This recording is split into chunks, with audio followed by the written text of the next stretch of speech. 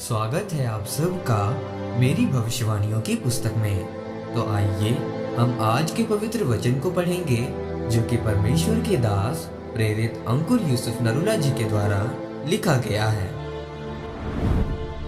आंखों के पाप से कैसे बचें। जैसा कि मत्ती की पुस्तक अध्याय 6 उसकी 22 और 23 आयत में लिखा है, शरीर का दिया आंख है, इसीलिए यदि तेरी आंख निर्मल हो तो तेरा सारा शरीर भी उजियाला होगा।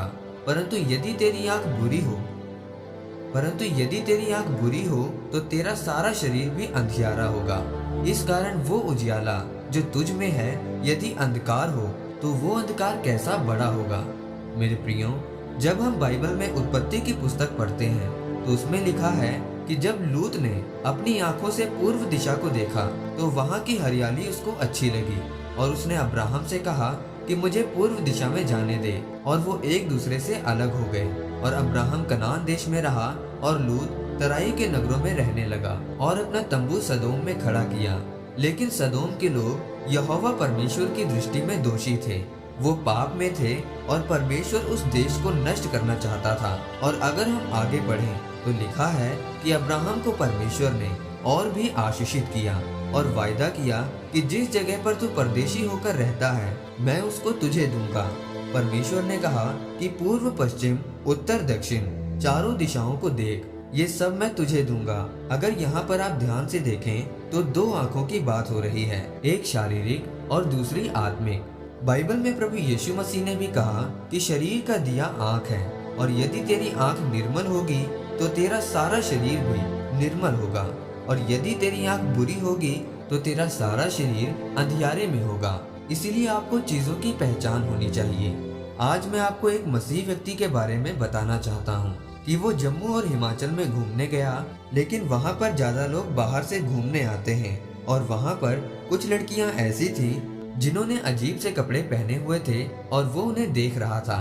और जब वो वहाँ से वापस आया तो उसे एक बीमारी लग गई, वो बीमार हो गया। उसे 5 महीने तक दवाई दी गई लेकिन कोई फायदा नहीं हुआ।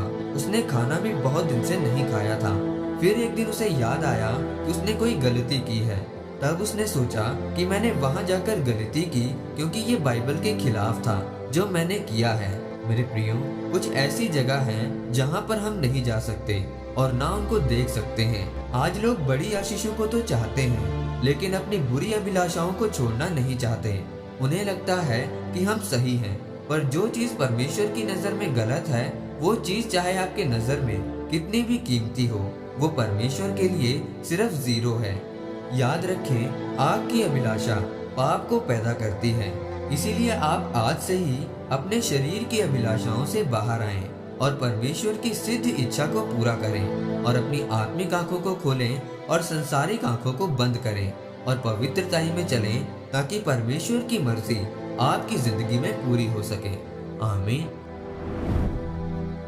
आइए इस अंगीकार को आप मेरे साथ एक मन होकर करें। सर्वशक्तिमान परमेश्वर, इस वचन के लिए मैं आपका धन्यवाद करता हूँ और मैं अंगीकार करता हूँ कि मैं आंखों के पाप से दूर रहूंगा और आपके वचनों पर चलूंगा, ताकि आपकी मर्जी मेरी जिंदगी में पूरी हो सके।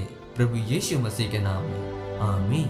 परमेश्वर आप सबको आज के वचन के ऊपर मनन करने के द्वारा आशीषित करे। आमीन।